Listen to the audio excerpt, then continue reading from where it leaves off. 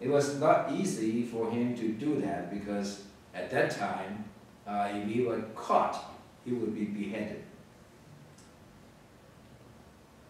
Well, later on, things were quiet down and Arafat had another idea. In 1832, he authored a book called The Good Words. Now, he tried to put together some basic Christian doctrines, some Bible commentaries, sermons, and so forth together in this book. His goal was to give it to the students to come to Canton for the joint examination. At that year, thousands of people would come to Canton for the countrywide joint examination. So he published a book, trying to give them to the students.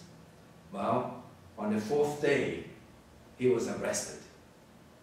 And fortunately, on the way to jail, he broke free, and then he again fled the country and went to Singapore. Well, somehow a miracle happened. One of the students took the book, and eventually he read it and became a Christian, and even established a Worship the Lord Association. And in 1850, he launched the Taiping Revolution. Well, he was able to occupy a lot of territories for 14 years. Unfortunately, eventually this revolution failed. But we can see the significance of this book published and written by Arafat. Who would imagine a country boy who didn't have a chance to have formal education would have a chance to write a book that have so big an impact in Chinese history.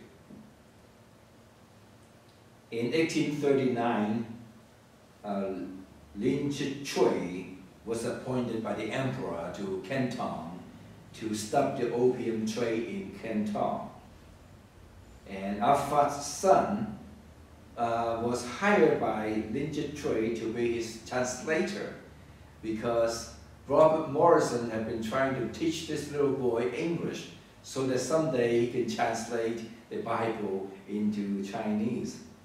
And at that time, only a very few people can speak English. So the son of Arafat became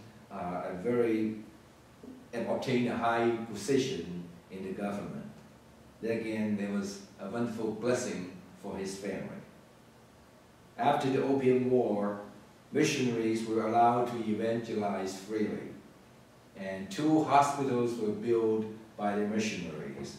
So Arafat didn't have to go underground anymore, and he became the chaplain of the hospitals, and the work of evangelism became more effective. God also blessed him with a daughter later, and he finally saved enough money to build a house for his family. That is usually a Chinese man's dream. When you have accumulated enough money, you go back to your village and build a big house.